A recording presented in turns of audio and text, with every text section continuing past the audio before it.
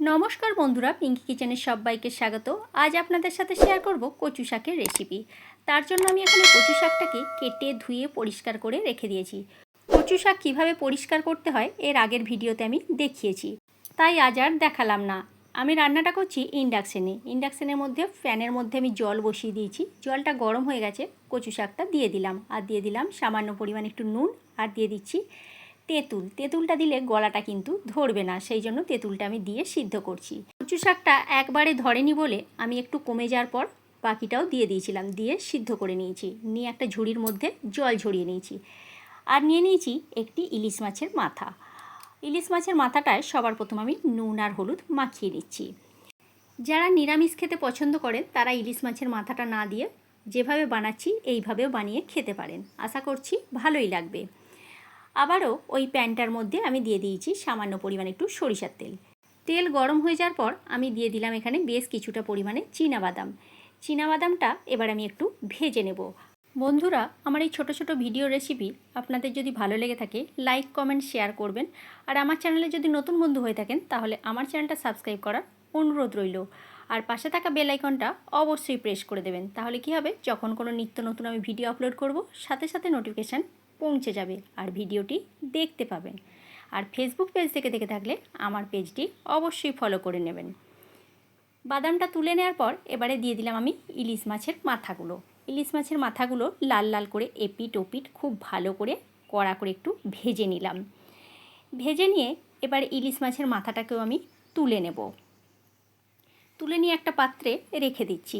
এবারে ওই তেলের মধ্যেই দিয়ে দিচ্ছি সামান্য পরিমাণে একটু কালো জিরে, আর দিয়ে দিলাম দুটো শুকনো লঙ্কা, আর বেশ কিছুটা পরিমাণে চেরা কাঁচা লঙ্কা। কচু শাকে কিন্তু ঝাল হলে কচু শাকের স্বাদ কিন্তু খুবই ভালো হয়, আর যত ঝাল ঝাল হবে তত ভালো লাগবে কচু শাকটা।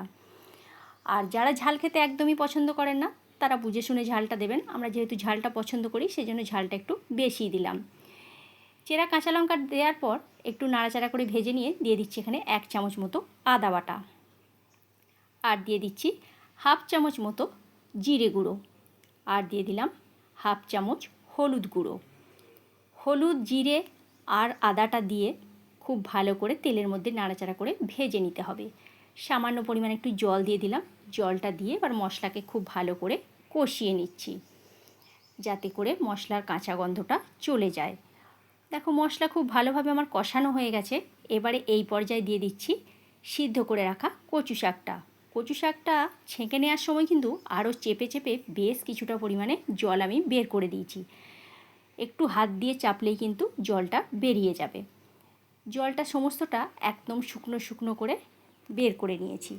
এবারে কচু শাকটা দেওয়ার পর খুব ভালো করে নাড়াচাড়া করে মশলার সাথে কষিয়ে নিতে হবে। ফ্রাইং প্যানটা আমার ছোটো হয়ে গেছে, সেই জন্য নাড়াচাড়া করতে একটু অসুবিধা হচ্ছে। দিয়ে দিলাম এখানে স্বাদ মতো নুন। কচু শাকটা সিদ্ধ করার সময় আমি সামান্য পরিমাণে নুন দিয়েছিলাম, নুনটা কিন্তু বুঝে শুনেই দিতে হবে। নুনটা দিয়ে দিলাম, দিয়ে আবারও খুব ভালো করে একটু নাড়াচাড়া করে নিচ্ছি।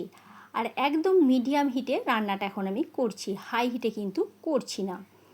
কচু শাকটা খুব ভালো করে নাড়াচাড়া করে মিশিয়ে নিয়ে এবার আমি একটা ঢাকনা দিয়ে ঢেকে দেব। আর কচু শাক কিন্তু বর্ষার সময় খেতে নেই, বর্ষার সময় খেলে কিন্তু বেশি গলা ধরবে। গরমের সময় খেলে কিন্তু কচু শাক একদম গলা ধরে না। দেখো, 5 থেকে 7 মিনিট আমি ঢাকনা দিয়ে ঢেকে দিয়েছিলাম। 5 থেকে 7 মিনিট পর ফিরে এসেছি, ঢাকনাটা খুলে দিয়েছি, কতটা পরিমাণে আবারও জল বেরিয়েছে। খুব ভালো করে এবারে কচু শাকটাকে আমি রান্না করে নেব যতক্ষণ না জলটা শুকিয়ে আসছে। এবারে এই পর্যায়ে আমি দিয়ে দেবো ইলিশ মাছের মাথা দুটো দেওয়ার পর খুব ভালো করে খুন্তিতে করে একটু ভেঙে দেব, যাতে করে কচু শাকের সাথে ভালোভাবে মিশে যায়। আবারও একবার আমি 2 থেকে 3 মিনিটের জন্য ঢাকনা দিয়ে ঢেকে দিচ্ছি, যাতে করে মাছের মাথাটা একটু নরম হয়ে যায়। 2 থেকে 3 মিনিট পর আমি ফিরে এলাম। এবারে দেখব মাছের মাথাটা কতটা নরম হয়েছে। দেখো, খুবই ভালোভাবে নরম হয়ে গেছে। এবারে আরও ভালো করে কচু শাকের সাথে আমি এখানে মিশিয়ে নিচ্ছি। যত ভালোভাবে শাকের সাথে মিশবে তত কিন্তু এর স্বাদ ভালো হবে। আর একটু সময় ধরে রান্নাটা কিন্তু করতে হবে। দেখো, খুব ভালো করে আমি এখানে মাছের মাথার সাথে মিশিয়ে নিলাম। আমি এখানে মাছের মাথা দিয়ে রান্না করলাম, তো যারা নিরামিষ খাবেন তারা বাদাম এবং নারকেল কুড়ো দিয়ে দেবেন একটু, তাহলে কিন্তু খেতে বেশ ভালো লাগবে। কত সুন্দর দেখতে হয়েছে দেখো বন্ধুরা। এবারে যে বাদামগুলোকে আমি ভেজে রেখেছিলাম সেই ভেজে রাখা বাদামটা দিয়ে দেব।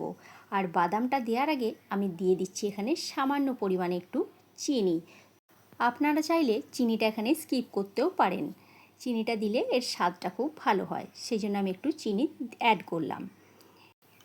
এবারে তার সাথে দিয়ে দিচ্ছি আমি ভেজে রাখা বাদামটা। বাদামটা আমি একটু হামাল দিস্তারে করে কুটে নিলাম, যাতে করে আধ ভাঙা হয়ে যায়, সেই জন্য একটু হামাল দিস্তারে কুটে নিলাম। এবারে সেই ভেজে রাখা বাদামটাও দিয়ে দিলাম, দিয়ে খুব ভালো করে আরও 2 মিনিট আমি রান্না করে নেব। যত জলটা শুকোবে তত কিন্তু এর স্বাদটা ভালো হবে। আর গরম ভাতের সাথে তো অসাধারণ খেতে লাগে। রান্নাটা সম্পূর্ণ আমার তৈরি হয়ে গেছে। এবারে আমি ইন্ডাকশন বন্ধ করে দিলাম। আর রেসিপিটা একবার হলেও বানিয়ে দেখবেন, আশা করছি ভালোই লাগবে। আজকের মতো তাহলে এইখানেই, নেক্সট ভিডিওতে দেখা হচ্ছে।